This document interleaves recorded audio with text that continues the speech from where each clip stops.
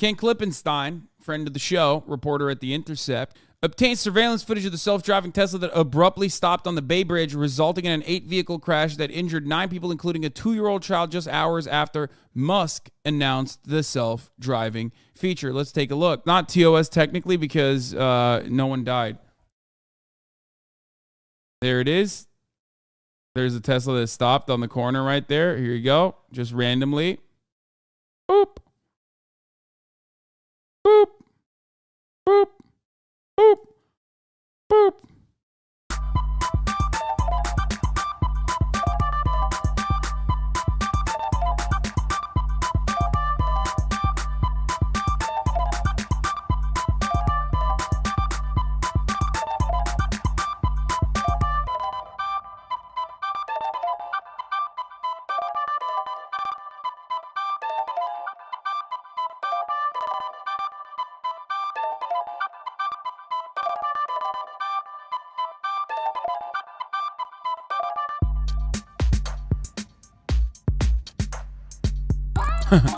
The most American thing is this response. If there was more lanes, that would not have happened. You're right, brother. All I see are a bunch of idiots following too close at too high of a speed. What do you mean? What? Dude, he abruptly stopped. What the fuck? In the middle of a high, like, what are you talking about? Someone in the chat said, well, the only thing I know is that the car sure as hell didn't stop because there was a child in front of it. And that is true. But here it is. I hadn't realized how much of a Wild West the self-driving vehicles business is. For example, there are no federal restrictions on the testing of autonomous vehicles on public roads. It's cool though. I don't think that there should be any. You know what I mean? Of course not. Oh, here's another video from the other one.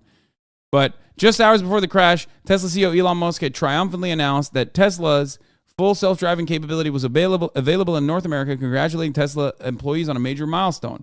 By the end of last year, Tesla had rolled out the feature to over 285,000 people in North America, according to the company.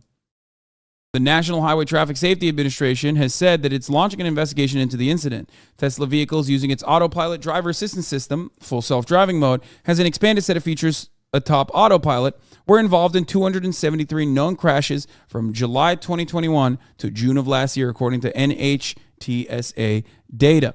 Tesla accounted for almost 70% of the 329 crashes in which advanced driver's assistance systems were involved, as well as a majority of fatalities and serious injuries associated with them. I don't understand how you can literally fucking beta test a goddamn vehicle, dude. But I do understand it. That's what happens when you have that level of fucking control. That's what happens when you have that level of wealth. You can get away with just saying, hey, guess what, dude? We're actually using these fucking 6,000-pound vehicles, this metal bullet, and we're beta testing it. Yeah, oh yeah, and the customers, of course, Tesla's greatest simp in the chat chimes in, and the customers have to pay for the privilege, too. It's awesome. It's great. Another W for capitalism. In recent months, a surge of reports have emerged in which Tesla drivers complained of sudden phantom braking, causing the vehicle to slam on its brakes at high speeds. I mean, a smaller version of this kind of like, it's not self-driving, but like a lot of cars, for example, have like auto brakes nowadays. It's like a safety feature. And it's, of course, not as like all-encompassing as like the full self-driving shit.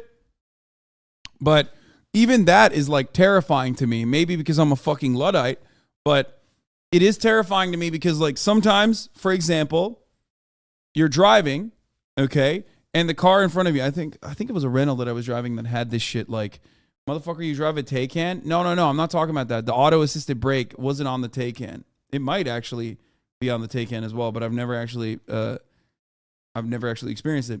But the auto brake function one time happened to me in a car, in a rental I was driving, specifically because the car in front of me had like a lot of gravel, and it basically created like this dust cloud that for some weird reason, like the car read as though it was an actual like thing that was right in front of me, like collision.